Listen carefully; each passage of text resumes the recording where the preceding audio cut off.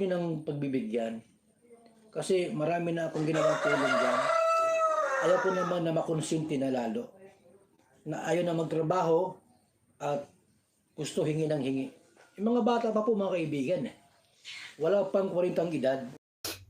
Hello, hello, hello mga langga, mga ka-FW natin dyan, mga friendster natin kung saan man kayo sulok ng mundo naroroon. Sana ay nasa mabuti kayong kalagayan, mapagpalang araw sa ating lahat. Welcome back sa aking munting tahanan. Ngayon mga langga, magbibigay lang tayo ng latest update dito at siyempre sariling opinion natin batay sa ating napapanood. Kasi nga sa latest vlog ni Kuya Val Santos Matubang, parang nakakapang-init ng ulo naman talaga yung marinig natin, lalong-lalo na kaya si dito kay Kuya Val Santos Matubang, kasi nga merong balita na isa sa mga tinulungan ni Kuya Val Santos Matubang na binigyan niya ng pabahay, binigyan niya ng bahay, binigyan na niya ng grocery at pera every month, pero nagawa pang sumulot sa isang supporters o isang kalinga partners o isang reactors o defenders ni Kuya Val Santos. Ito ngang si Sir July Paunil. Alam naman natin kung sino si July Paunil. Pero yung nakakapagtataka, paano niya nakuha yung messenger ni Sir July, di ba? Kaya nga dito dapat nakakapanghinayang yung mga tao na to. Parang minsan masabi mo nga, tinulungan mo pa pero yung sarili nila ay hindi sila marunong tumulong. Nag-chat nga daw ito kay kay Sir Punel, ang tao na to, para humingi ng tulong. Pero ayon nga kay Kuya Val Santos Matubang, nung nakaraang linggo lang daw ay humingi din yung babae na to ng pambayad ng kuryente. Iba, akalain mo yun? Kakahingi lang ng pera doon kay Kuya Val Santos Matubang, tapos hihingi naman ng tulong doon kay Sir July.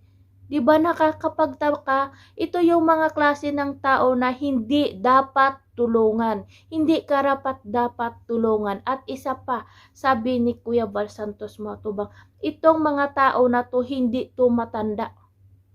Nasa 40 plus lang daw ito, kaya malakas pa. Kahit may sakit yung anak daw nanghihingi at palahingi daw ang taong ito. 'Di ba? Once na natulungan kayo isang beses, wag na kayong umasa na tulungan. Magbanat kayo ng buto. Kasi hindi porket tinulungan kayo, umasa na lang kayo doon sa tulong ng isang tao. Kasi nga, hindi lang kayo yung tinutulungan nila Kuya Val Santos Matubang. Ang dami pa. Kaya ito mga langga, panoorin natin kung ano yung paliwanag o ang masasabi ni Kuya Val Santos Matubang dito. Ito, mayroong nag-chat kay July Paunil. Isa po sa mga napabahayan po namin. Nag-chat kay July Paunil. Humihingi ng tulong. Isipin niyo po ba't nalaman yung messenger ni July Paunil? Ganun po ang taong nangangailangan. Lahat ng paraan gagawin para makakonect, mahanap yung taong hahanapin para humingi ng tulong. So, yung usap nila, yung conversation nila ni July between dun sa tao, ipinasa sa akin. Sinabihan ko si July Paunil, mga kalingap, na nasa inyo naman yan kung gusto niyo tumulong. Pero kung sa akin lang, huwag niyo nang pagbibigyan. Kasi marami na akong ginawang tulong dyan. Ayaw ko naman na makonsinti na lalo. Na ayaw na magtrabaho at gusto hingi ng hingi. Yung mga bata pa po mga kaibigan wala pang 40 edad. Labigyan natin ng programang pabahay. Although na may mga anak, may asawa naman na sabi ko huwag na natin konsintihin pa. Kung ako ang masusunod, ayaw ko na magbigay kayo sa kanila. Tama na yun na lumalapit sa akin. Nakaraang linggo lang po, humingi ng pangbayad sa kuryente. Binigyan ko po 2,000 peso. Then, pagkalipas ng ilang araw, lalapit doon kay July Paunil para humingi ng tulong. Ay hindi maganda. Hindi maganda para sa akin kasi kumbaga sa ano po, namimihasa na. Kung halimbawa pinagbigyan po nila, binigyan po ng tulong, binigyan ng 5,000, 10,000. After a week, lalapit na naman yan sa inyo para humingi ng tulong. Bawat may problema po, lumalapit. Ako po mga kalingap, pagpupunta ako sa kanila para i-check yung bahay nila at may dala akong bigas. Meron silang bigas buwan-buwan. May bigas na sila buwan-buwan po mga kaibigan. Ang ayaw ko po dito na every time na may mga problema, may sakit ang anak sa ating lalapit, anong part nila sa kanilang buhay? Di po baga? Oh, anong gagawin nila sa mundong ito kung di sila kikilos? Aasa lang po ba sa atin? Binahayan ko na po. Binahayan na po natin, binigyan ng monthly ayudang bigas. Mayroon pang, kuminsan mayroon pang grocery. Anong ibig sabihin? Anong gusto lang mangyari sa buhay nila? Aasa sa iba. Kaya salamat itong ginawa ni July Paunil, mga kalingap. Sumunod sa tamang proseso. Kasi ayaw natin na yung taong tinutulungan po mamimihasa. At magyayabang pa, o di ako, binigyan ako ni ganito. So, kumbaga sa po, mga kalingap, turuan natin sila na kumilos din at magtrabaho. Hindi lang puro asa. Okay lang po kung matanda na lumapit po sa atin at wala nang kakayanan magtrabaho. Pero salamat, tama yung ginawa ni July po. O yun na mga langga na panood natin at narinig natin mismo kay Kuya Val Santos Matubang na nagsabi nga ito si July Paunil kay Kuya Val Santos Matubang. Kaya saludo ako Sir July Paunil kasi isa kang magandang ehemplo kasi nga ay kinukonsulta mo ay sinasabi mo muna kay Kuya Val Santos Matubang yung totoo na mayroong naghingi sa iyo ng tulong. Ito yung pinakamaganda Ayon nga ito nga yung sinasabi ni Kuya Val Santos Matubang na hindi masama yung tumulong pero dapat respeto.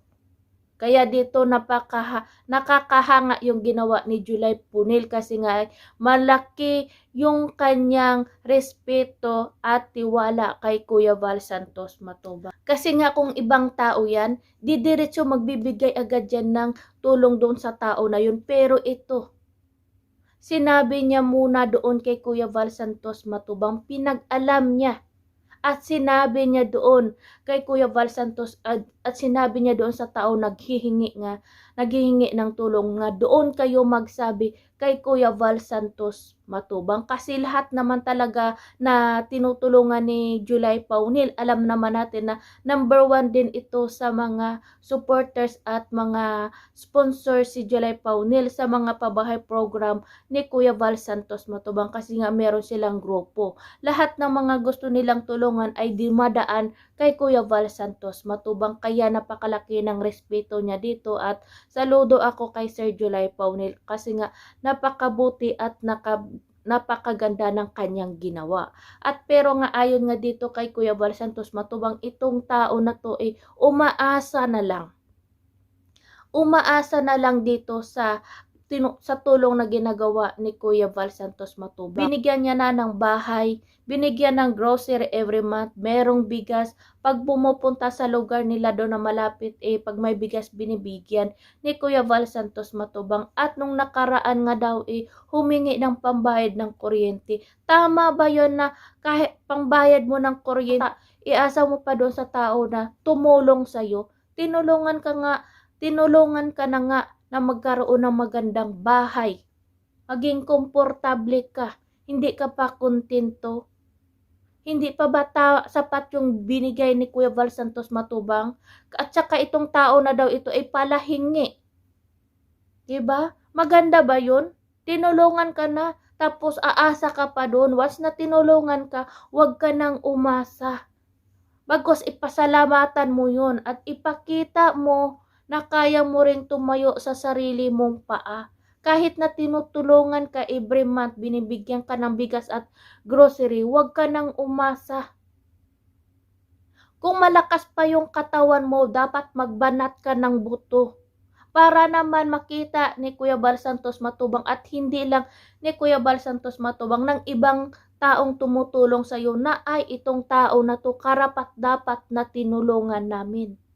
Kasi nga hindi umaasa, nagbabanat ng buto, naghahanap ng trabaho, naghahanap ng paraan para mabuhay yung pamilya. Hindi Umaasa kayo kay Kuya Bal Santos Matubang porket tinulungan na kayo, hindi na kayo magbanat ng buto. Tutunganga na lang kayo. Ayun, naging tamad na kayo, naging batugan na kayo. Umaasa na lang kayo sa tulong kahit nga magkasakit yung anak nyo, doon pa daw kayo hihingi kay Kuya Bal Santos Matubang at palahingi daw yung pamilya na to. Umaasa na lang, hindi marunong magbanat ng sarili na lang buto. Sabi ni Kuya Val Santos Matubang, buti kung seniors Kasi maiintindihan ni Kuya Val Santos yun. Buti kung meron kang sakit, PWD ka, pwede yun, maghingi ka lahat ng kakalailanganin mo kay Kuya Val Santos. Pero hindi, ang laki ng katawan, nasa 40s lang daw to. O diba? Malakas pa yung katawan mo. Bakit hindi mo subukang magbanat ng buto? 'Di ba? Ito yung sinasabi ko Na nga doon sa mga tinutulungan ni Kuya Val Santos Matubang, lalong-lalo na doon sa mga binibigyan niya ng mga pangkabuhayan. 'Di ba? Halimbawa, mga tindahan diyan. Sikapin nating palaguin 'yun. Ipakita natin sa nagbigay doon, lalong-lalo kay Kuya Bal Santos Matubang na sinisikap nyo rin na lumago yung pangkabuhayan na binibigay sa inyo. At syempre naman, para dumating yung araw na halimbawa, pumunta itong si Kuya Bal Santos Matubang sa inyo kasi nga hindi naman forever na iiwang kayo ni Kuya Bal Santos Matubang. Bibisitahin at binibisita kayo ni Kuya Bal Santos Matubang. Tinitingnan nila kung ano na yung naging resulta ng pangkabuhayan na ibinigay sa inyo. Pag makita yan ni Kuya Bal Santos na nag-improve o lumaki palalo o lumago lalo yung pangkabuhayan na ibinigay niya, magiging proud si Kuya Bal Santos Matubang. Magiging masaya siya at syempre yung mga sponsors na tumulong. Kasi masasabi nila ito ang tao na dapat tulungan. Kasi nga nakaka-proud. Hindi nyo sinayang yung tulong na ibinigay nila. Kasi nga mga langga, yung mga ibinibigay na tulong sa inyo dyan, ay galing din sa hirap nila. Pinaghirapan ng mga sponsors yan, lalong-lalo ng mga OFW. Kaya nga dapat pag once na binigyan kayo, pahalagahan nyo, alagaan nyo. Sikapin yung mapalago, pero hindi Meron talaga mga tinutulungan si Kuya Bal Santos Matubang na binigyan mo ang saya-saya. Tapos pagpunta ni Kuya Bal Santos Matubang, iiyak-iyak kasi naubos na yung paninda nila. 'Di ba? Umaasa na lang doon sa paninda.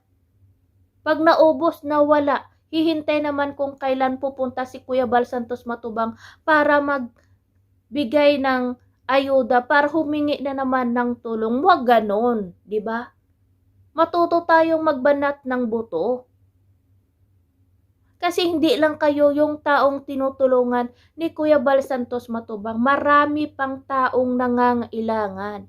Magpasalamat kayo kasi nga isa kayo sa natulungan sa mga libu-libong taong pumipila na nanghihingi ng tulong kay Kuya Bal Santos Matubang. Mas pasalamat kayo kasi nauna kayo. Kaya dapat kung anong ibinigay sa inyo, pahalaga nyo. Matuto tayong palaguin at magbanat din ng buto. Huwag umasa sa mga tulong. Marami dyan mga tinutulungan ni Kuya Bal Santos Matubang. Limbawa na lang itong si Ate Maylin. 'Di ba? At ito pa yung isang si Jason din yata yon yung tinulungan din nila na may karamdaman din. Binigyan nila Kalinga Prab ng sari-sari store. Pagdating nila, mayroon na ng dagdag na bigas.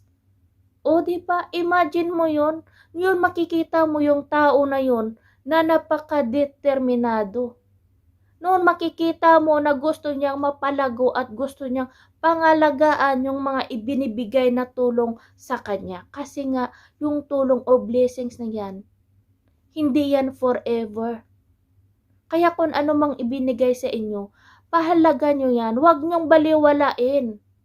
Huwag nyong isipin na, ay, tutulong naman, mabait naman yung si Kuya Bal Santos Matubang. Pag humingi ako, pag maubos yung binigay niya, bibigay yun agad. Huwag ganon. Huwag umasa, huwag maging batugan at tamad. Gamitin yung utak at yung katawan nyo. Kasi nga yung iba yung may mga yung iba nga may mga kapansanan naghihirap ng buto, hindi umaasa sa bigay. Kasi nga yung bigay na yun may hangganan. Kaya sana ay maging lesson learn na to sa atin. At ito pa yung pinakamasama Andyan na si Kuya Var Santos Matubang, doon ka pa manulot sa isa na tumutulong din at humingi ng tulong. Ikakahingi mo lang ng tulong 'Di ba? Mahiya naman tayo. Mahiya naman tayo doon sa pinanghingian natin. Huwag maging gahaman. 'Di ba? Porket natulungan na tayo, huwag mamihasa, huwag umasa, huwag maging abusado sa mga tumutulong sa atin. Kasi pag ganyan yung ugali nyo, hihindian kayo ng tao. Pag ganyan na umaasa lang kayo, hindi kayo, kahit sarili nyo, hindi nyo tinutulungan, ay mawawala ng gana yung taong gustong tumulong sa inyo. Kaya good job dito kay Kuya Sir July Paunil sa yung ginawa kasi nga rumispito ka kay Kuya Val Santos Matubang at sinabi mo. Kaya Kuya Val Santos Matubang, alam kong may ginintuan kang puso sa mga taong nangangailangan, pero lagyan mo na rin ng limitasyon sa mga tao na katulad ng ganyan na umaasa na lang at hindi gumagawa ng paraan at nagbabanat ng buto para din mabuhay sila. Na yung mga taong umaasa na lang, pwede na rin yung sana siguro na tigilan na rin yung sila sa pagbigay ng tulong para na rin matuto sa buhay nila. Magbanat ng sariling katawan nila kasi nga napakalakas pa nila. Kaya doon Kuya Val Santos Matubang, saludo ako sa inyo, sa mga charity vloggers na walang sawang tumutulong sa mga taong nangangailangan. More power and God bless us all and Jesus love us.